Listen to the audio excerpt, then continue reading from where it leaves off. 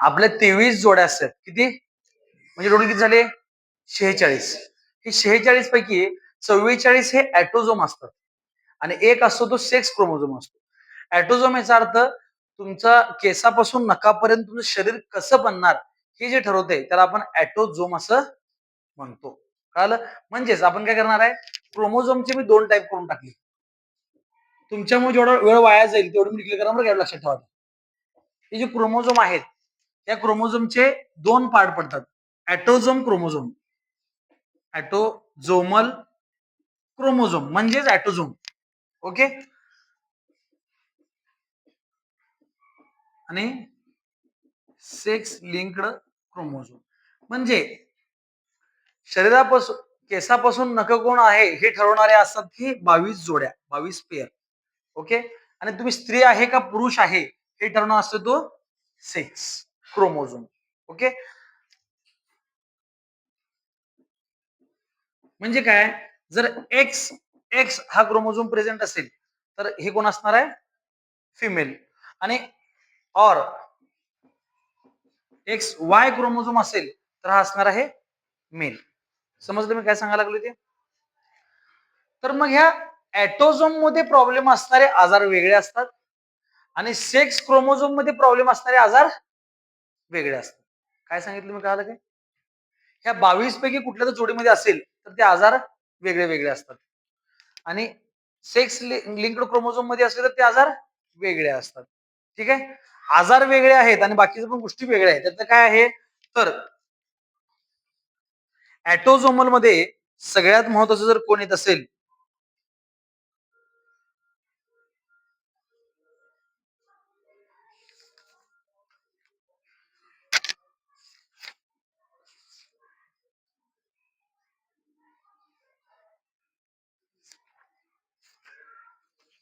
आता परत हे जे सेक्स क्रोमोझोम आहेत मी तुम्हाला काय सांगितलं, बघा एक्स हा कॉमन आहे दोघांच्यात, पण वेगळा कोण आहे, एक्स आणि वाय. मग एक्स मध्ये प्रॉब्लेम असलेले आजार वेगळे असतात आणि वाय मध्ये हे असल्यामुळे प्रॉब्लेम असलेले वेगळे असतात. काय सांगावलं मी, कळालं तुम्हाला जरा जरा तरी समथिंग?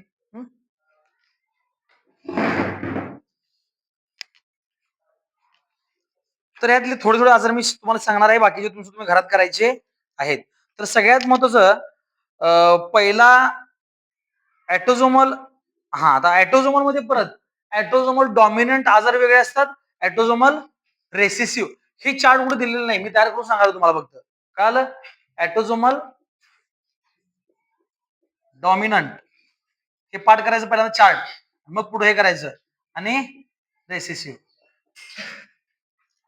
कळालं? तुमच्या पायात मुंग्या येत असतील समजायचं तुम्हाला व्हिटॅमिन B12 कमी पडलेलं आहे आणि दररोज एक फळ खायला चालू करायचं तुम्ही सगळ्यांनी. कोणाकोणाच्या पायात मुंग्या आल्या त्यांनी? सगळ्यांच्या आहेत ना? सगळ्यांनाच कमी पडले. सांगायचं नाही मी शाकाहारी कमी पडले, मी मांसाहारी कमी पडले. शाकाहारी लोकांचं बी कॉम्प्लेक्स जास्त असते. समजलं? हा, ऍटोझोमल डॉमिनंट ट्रेट कुठले कुठले आहेत? विडोज पीक. इथली डॉमिनंट मध्ये विडोज पीक. विडोज पीक म्हणजे काय? एकेकांची तुमची विडोज पीक कोणाच्या का बघतो पण तुमच्या जर केस असे कर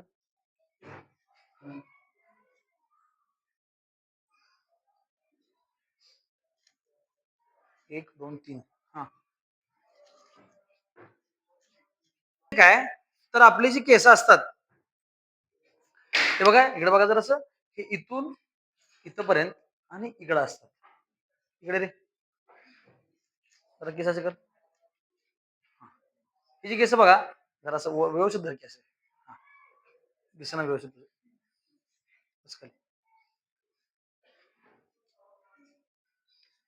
हा, हे बघा ही केस इथून इथपर्यंत आल्यात, परत इकडून म्हणजे 2 असे गोलाकार हे आहेत. इकडे तू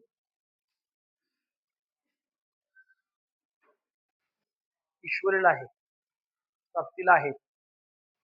हा, हे बघा विडोज पीक म्हणजे हे इथून इकडे बघा जरासं, इथून एक केस इथपर्यंत गेल्यात आणि परत म्हणजे 2 वर्तुळ जर असली तर त्याला म्हणा विडोज पीक असं म्हणायचे, प्रत्येकाला नसते. कळलं? बसायचं ना आपल्याला. उठा. धुतलंस काय? इथे लिही की व्हिडिओ कुठले काय केलीस तू? रेसिस्यू मध्ये लिही. इथे लिही. आज सगळेजण पाया पडत असतील, हे कधी जाते म्हणून. आज जास्त वेळ घेतो बरोबर. मामा नीट सांगणार बसला व्यवस्थित. हा हा, आता ऍटोझोमल रेसिस्यू मध्ये लिही PKU.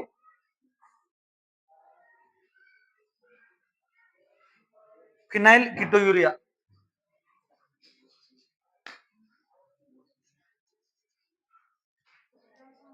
खालचं हा फिनाइल किटोयुरिया. नाव पहिला पाठ करायचे, तर नंतर मी प्रत्येकाला जरा माहिती सांगतो.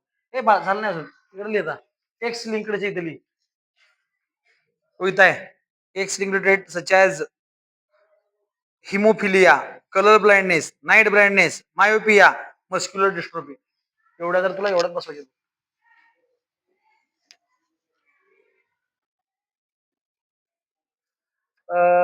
एनसीआरटीचं पुस्तक कोणाकडे आहे? त्यातले जे नाव बघ आणि कुठलं ऍड केलेलं आहे का बघ याच्यामध्ये. ह्याच्यापेक्षा कमीच असेल त्याच्यामध्ये, एनसीआरटी मध्ये कमी जरा असेल तरी पण चेक कर, क्रॉस चेक कर.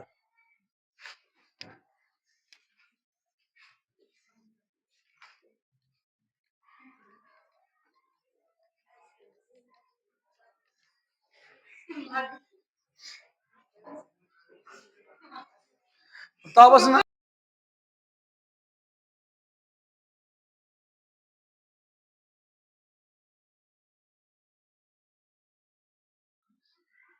Haemophilia, colour blindness, night blindness, myopia ह्यातले 3 ऑप्शन देणार आणि एक ऑप्शन हा देणार.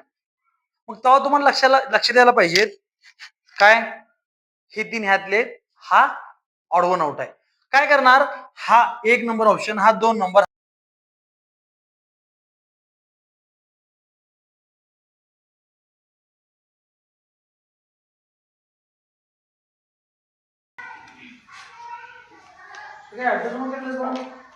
तुम्हाला पेपरला विचारलं तिचे नाव काय काय, त्यामुळे तुम्हाला हे पहिलं पाठ पाहिजे की ऍटोझोमलची पहिले 2 टाईप, डॉमिनंट आणि रेसेसिव्ह. डॉमिनंट मध्ये कोण कोण आहे, विडोस्पिक आणि हंटिंग्टन्स डिसीज. रेसेसिव्ह मध्ये कोण कोण आहे, PKU म्हणजे स्पिनल किटोयुरिया, सिस्टिक फायब्रोसिस आणि सिकल सेल ॲनिमिया नावाचा आजार आहे. एक्स लिंक्ड आजारामध्ये हिमोफिलिया, कलर ब्लाइंडनेस. हिमोफिलिया म्हणजे काय, हिमोफिलिया कोणाला माहिती आहे Jadhav? Haemophilia, colour blindness. Colour blindness म्हणजे काय, कलर कुठलाही कळत नाही, हिरवा आहे का लाल आहे, that is the colour blindness. Night blindness म्हणजे रात्रीचं कलर कळत नाही. कळत. मायोपिया म्हणजे काय, हा डोळ्याला पॉइंट असतो आपला, एक मायोपिया आणि एक हायपरमेट्रोपिया. मायोपिया म्हणजे काय, लांबचं जवळ दिसतंय, लांब दिसत नाही, दॅट इज द मायोपिया. कळलं. त्यानंतर मस्क्युलर डिस्ट्रोफी, मसलचा एक आपला आजार आहे, शिकवलं तुम्हाला DMD, डिस्ट्रोफी मसल डिस्ट्रोफी, लक्षात आहे तुम्हाला, तिथला आहे. आणि हायपर हायड्रोसिस आहे, एखाद्याच्या हाताला भरपूर घाम होतो. दॅट इज द हायड्रोसिस म्हणजे पाणी, हायपर म्हणजे एक्सेस जास्त. कळलं. तर मला सांगायचं म्हणजे काय तुम्हाला की हे आजाराचे तुम्हाला एक एक वाक्यात माहिती सांगितली, तुम्हाला ते कळून जाईल पाहिजे. कळत, ती माहिती असणं गरजेचं आहे. आणि त्याच्या आधी तुम्हाला हे कुठल्या खाली काय काय हे माहित पाहिजे. त्यामुळे घरात गेले की हा चार्ट घेऊन काढायचा आणि बाय हार्ट करून टाकायचा. मी तुम्हाला ह्याची प्रत्येकाची आजाराचे नाव म्हणजे काय काय ते सांगत होतो. आपण उलट येऊया. हायपर हायड्रोसिस मी तुम्हाला काय सांगितलं, हात एकदम 5 मिनिटात, दॅट इज द हायपर हायड्रोसिस. त्यानंतर कलर ब्लाइंडनेस राहिलं. हिमोफिलिया म्हणजे काय, डिफरन्स बिटवीन हिमोफिलिया आणि ॲनिमिया. नंतर बघा रक्ताचा आजार आहे. नाईट ब्लाइंडनेस म्हणजे काय, रात्रीचा कलर कळत नाही.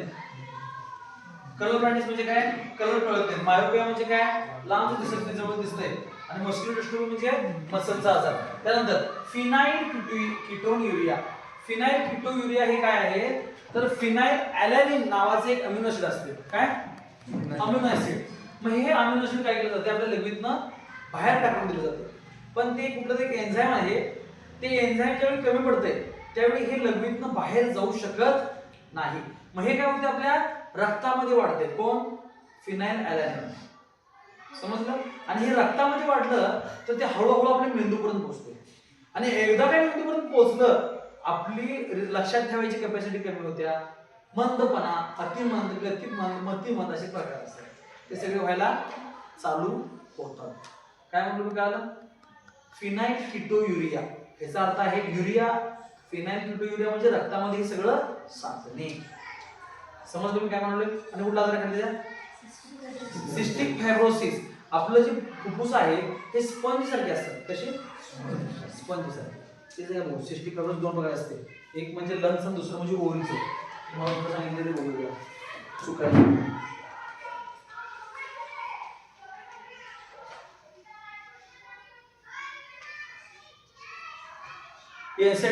Cystic fibrosis.